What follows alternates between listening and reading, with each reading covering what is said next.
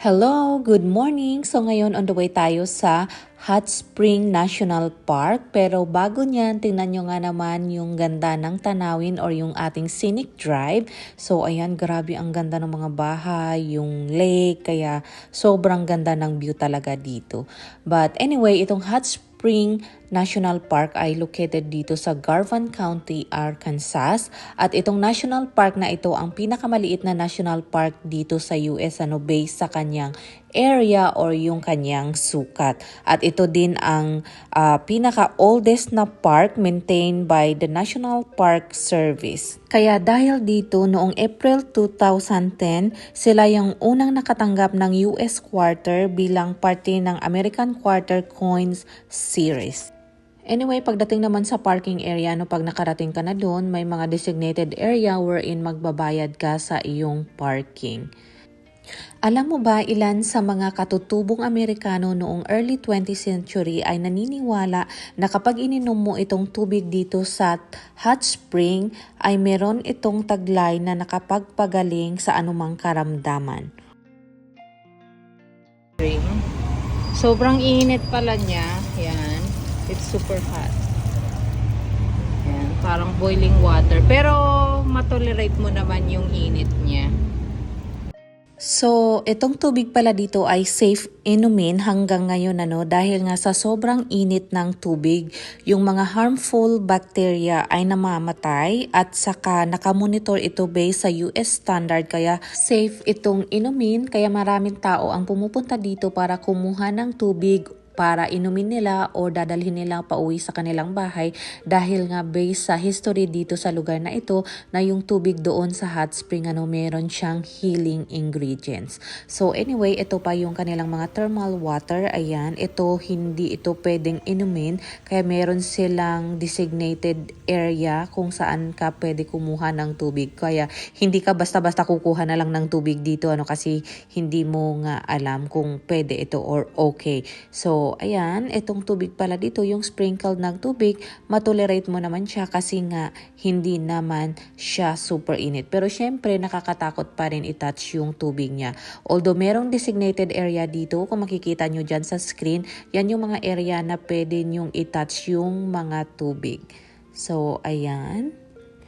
Itong tubig pala dito sa hot spring ay galing pa ito sa tubig ulan na meron ng 4,000 years old na taon. So ang tubig na ulan na ito ay dumadaloy hanggang sa lalim ng 2,000 to 8,000 feet kaya yung natural thermal gradients siya yung nagpapainit ng tubig dito. So, itong lugar pala ito ay mayaman sa history at saka dito sa side na ito ay mayroong 9 historic bathhouse. Noong araw ito ay gawa lamang sa tabla or kahoy, ngunit madalas itong nasusunog or gumuho dahil nga sa hindi magandang pagkagawa nito or di kaya nabubulok dahil sa high temperature or humidity. Kaya nung sumikat itong kanilang lugar, binago nila ito at nagsimula sila noong 1896. Kaya lahat ng mga bathhouse na gawa sa kahoy ay sinira nila at pinalitan nila ito ng masonry at bakal para hindi na ito basta-basta masira. So ayan na ito ngayon. Ayan. Ito yung sikat na 9 historic bathhouse.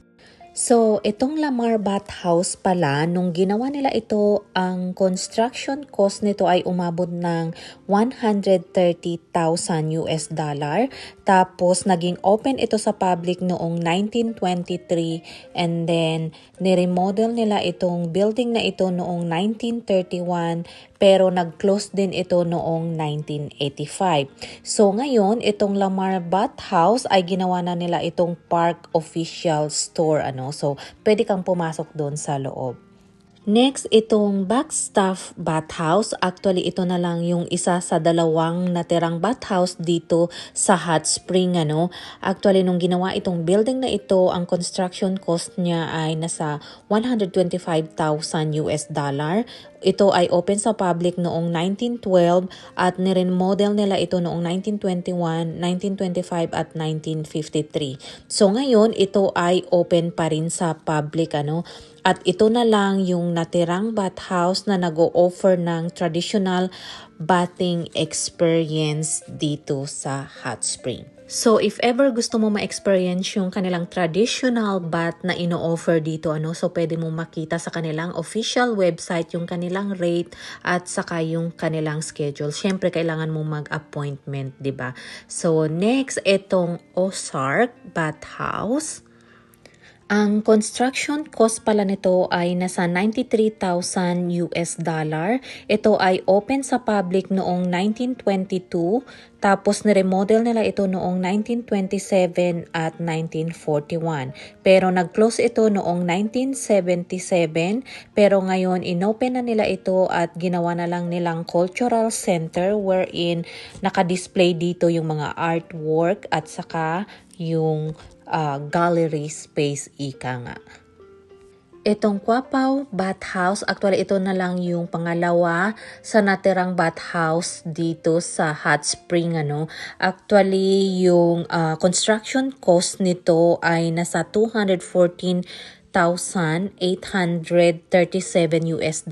Inopen ito sa public noong 1922, ni-remodel ito noong 1929, pero nag-close din ito noong 1984. So ngayon, ni-reopen nila ito as a family-oriented modern spa with historical touches noong June 2008. So hanggang ngayon, nag-o-offer sila dito ng private bathing experience at saka ibang spa services. So for more details regarding sa kanilang pricing, pwede mo ito makita sa kanilang official website. So noong araw pala, ang charge nila dito for single bath ay nasa $1 to $1.40. Ang next building na ito, ang tawag dito ay Fortis Bathhouse. Ang construction cost naman ito ay halos aabot ng $220,000 US. So ginawa itong building na ito noong 1915 and then ni-remodel nila ito noong 1938, pero nag-close din ito noong 1962. But later on, ni-restore nila ito noong 1989. So, sa ngayon, ito ay open as visitor center. Dito sa visitor center, actually, pwede mong kausapin yung mga park ranger para mag-gather ng more information regarding dito sa local area or dito nga sa park. Or pwede ka din mag-join sa ranger program. At saka open yung Fortis Bathhouse from 9 a.m. until 5 p.m. Pero syempre, hindi kasali doon yung mga holidays gaya ng Thanksgiving, Christmas, at saka New Year's Eve.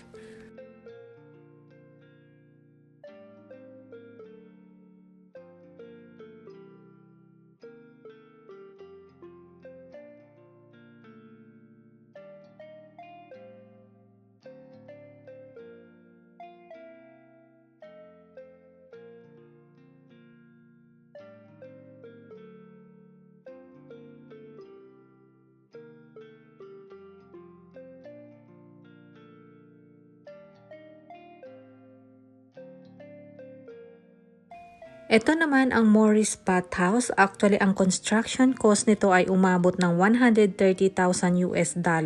So, na-built ito at open noong 1912. At saka ni-remodel itong building na ito noong 1915 hanggang sa 1916. Pero later on, nag-close din ito siya noong 1974. So, ngayon, itong building na ito ay vacant. Next, ito naman ay yung Hale Bathhouse. Actually, yung construction cost nito ay hindi nila nilagay online pero ginawa ito or naging open ito sa public noong 1892 and then ni-remodel ito siya noong 1914 pero nag-close din ito siya noong 1978. So sa ngayon, itong bathhouse na ito ay ginawa ng boutique hotel. So ayan. ayan. So, ito naman yung pang-siyam na bathhouse, ano. Ang tawag dito ay Superior Bathhouse. Ito yung pinakamaliit sa siyam na binanggit ko, ano. Actually, noong araw, nag-o-offer lang ito ng mercury and massage service. So, ang construction cost naman nito ay umabot ng 68,000 US dollar. So, na-built ito or nagiging open ito noong 1916 pero nag-close din ito noong 1983. So, sa ngayon, itong Superior Bathhouse is now a home to the only brewery in the United States National Park and the only brewery in the world that utilize thermal spring water to make their beer. Ito naman sa harap natin, ito yung pinaka-class at luxury hotel noong araw dahil noong 1930s, itong Arlington Hotel was the favorite vacation spot lalo na sa mga kilalang tao, ano, gaya ni US President Franklin Roosevelt, Harry Truman, George Washington Bush, at saka yung native son ni Bill Clinton ay nagstay na din dito at marami pang sikat na tao, ano, kaya sikat na sikat yung Arlington Hotel na yan. So, ayun na nga, naglakad-lakad lang tayo konti dito. So, marami ka talagang magagawa dito, no, dahil nga meron silang mga park, meron silang hiking area, meron ding picnic area at camping area dito. May mga restaurant din. Yun nga lang, ang problema mo lang kasi dito is yung space. Konti lang yung kanilang mga parking area, kaya kung makikita mo medyo masikip konti yung daan at gaya ng sabi ko limited yung parking area, no. So ayan, at since hindi tayo makapasok doon sa bathhouse, since hindi naman tayo nag-avail nung kanilang mga services doon kasi nga kailangan mo ng appointment at dapat meron kang schedule or appointment time, ano. So hindi tayo basta-basta makakapasok doon. So ngayon ay pupunta tayo dito nga sa Hot Spring Mountain Tower. So, ayan, at finally nakarating na tayo dito sa may mountain tower, ano. So, pag gusto mo punta doon sa kanilang view deck, doon sa pinakataas, ang general admission is $14, senior $11, military or police or yung fireman nasa $12, golden pass holder is $11, pag youth 5 to 11 years old nasa $8.50, 4 years old and under is free. Pag group naman kayo, pag mahigit 15, adult is $7.50, youth is $5.50. So dito sa baba, dito ka bibili ng ticket at meron silang naka-display dito na mga exhibit. At saka, syempre naka-aircon nga dito, naka-display din yung mga local history at dito din yung kanilang gift shop. So once na nakabili ka na ng ticket doon, ayan, papasok ka dito na side at yan yung kanilang elevator, paakyat yan doon sa kanilang view deck.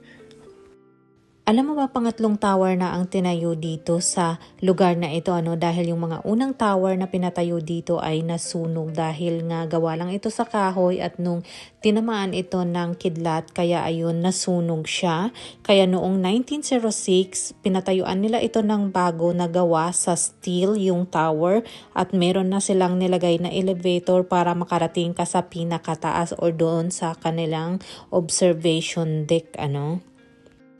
Sa pinakataas pala nito ay mayroong 1,256 feet above sea level. So dito sa taas makikita mo yung panoramic view or yung overlooking view surrounding by countryside, yung Wachita Mountain at yung baba naman ng tower, yung park at saka yung city ng Hot Spring.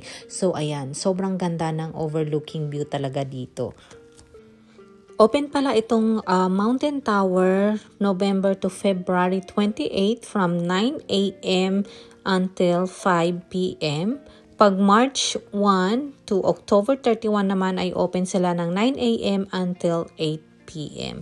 For more updated details, kung merong silang ganap or closure dito, ano, pwede mong i-check yung kanilang website. Actually, pwede ka ding magpa-pictorial dito or yung wedding venue, ano. So, pwede mong itanong sa front desk or doon sa kanilang website. So, ayan na nga, ano, at i-enjoy natin yung overlooking view dito. So, ayan, sobrang ganda talaga. So, dyan tayo galing kanina, dyan sa baba. So, dito sa taas, ayun, makikita mo yung Arlington Hotel. So, ayan, sobrang ganda talaga ng view.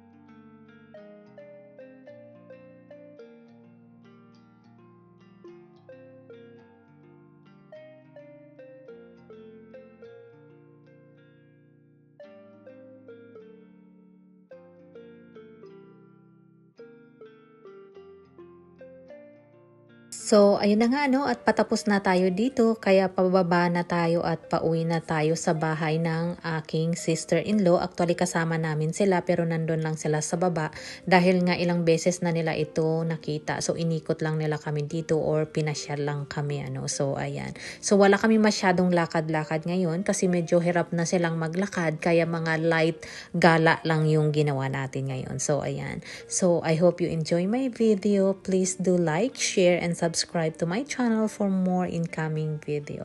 Thanks for watching. Bye-bye.